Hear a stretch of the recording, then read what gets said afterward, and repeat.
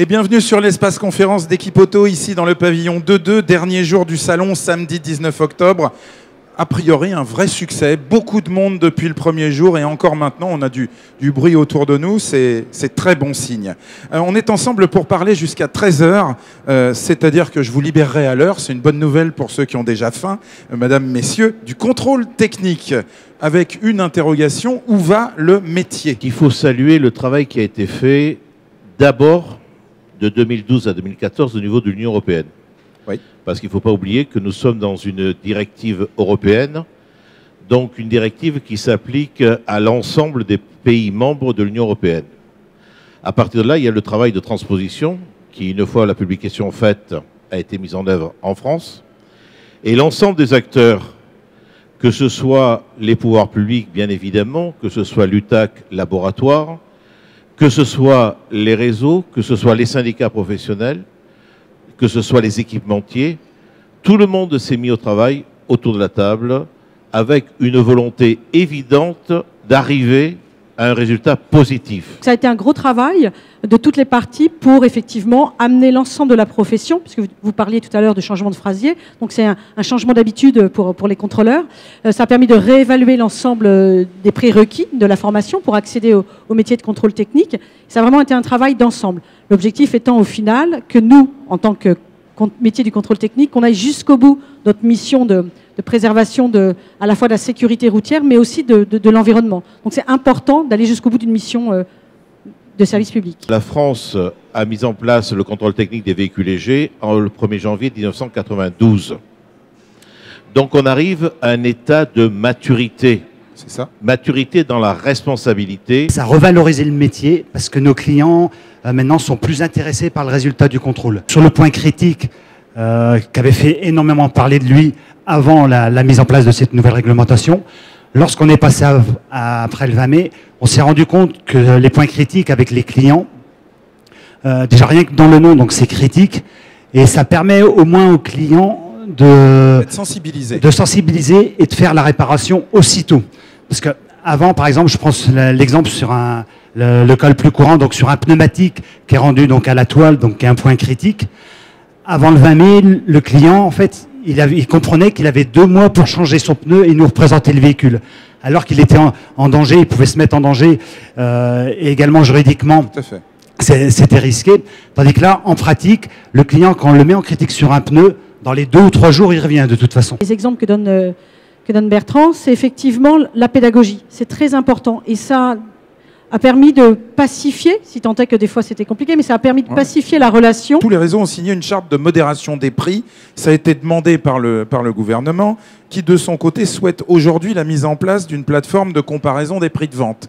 Qu'est-ce que vous pouvez dire là-dessus? Est-ce que vous avez été bons élèves sur la modération des prix d'abord? Alors, oui, effectivement, c'était en plein mouvement des Gilets jaunes l'année dernière, quand, avec le cabinet du Premier ministre, on nous a demandé effectivement de modérer les prix sur l'année 2019. On a tous été bons élèves, on a tous effectivement observé cet engagement qu'on avait tous pris, de ne pas augmenter les prix sur l'année 2019. L'ensemble des prix pratiqués ont été maintenus, et je parle au niveau national. Et en 2018, ils avaient quand même monté. Alors, voilà. Oui, effectivement, à partir de 2018, les prix avaient augmenté, mais il faut savoir que donc, le métier date de 92 et que le prix avait toujours été maintenu, voire même plutôt à la baisse. Et que parallèlement à ça, l'ensemble des centres de contrôle technique ont dû maintes et maintes fois investir. On a besoin de rentabiliser donc, nos entreprises par rapport à nos investissements, ce que disait Karine. Et également, ce qui a une incidence au jour d'aujourd'hui, c'est donc sur le recrutement donc, des contrôleurs. Et ça, on s'en doutait lorsqu'on a vu que le niveau requis donc, était plus élevé. Cette sévérisation donc, de contrôle de l'opacité des fumées a des conséquences sur le monde de la réparation. Et la question, c'est pour ça que j'ai fait venir l'association, notamment Éco-Entretien, Jacques Rifflard, comment mettre en cohérence des possibilités de pré-contrôle et de réparation des véhicules qui vont être soumis ou qui... alors à contre-visite bien sûr, ou qui doivent se préparer. La résultante de la sévérisation législative pour les véhicules et la nécessité, compte tenu de l'augmentation prévisible et qui est déjà constatée aujourd'hui, des contre-visites liées à la thermodynamique des moteurs, À la thermodynamique des moteurs. Voilà, Alors, donc tout ce qui est lié à la combustion des moteurs.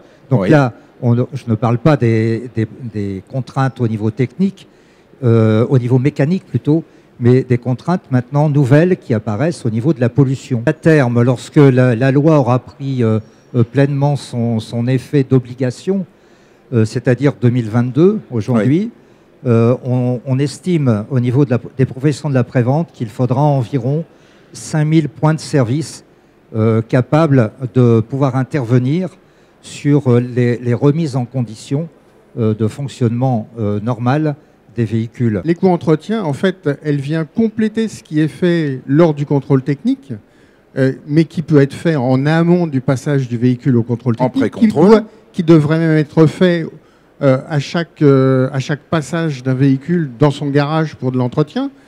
En fait, ça consiste à ne pas faire une mesure, un état des lieux, mais de faire un diagnostic de l'état de pollution du véhicule. en sortie d'échappement. Le diagnostic, c'est de savoir d'abord quelles sont les valeurs, ça c'est ce que fait le contrôle technique, que le réparateur devrait faire, c'est-à-dire qu'il devrait s'équiper d'analyseurs de gaz et d'opacimètres, mais il devrait pouvoir, avec un diagnostic, avec des solutions de diagnostic, déterminer pourquoi il y a cette pollution. Le contrôle technique, on n'est pas là pour épingler des papillons au mur et dire après, ben voilà ma belle galerie.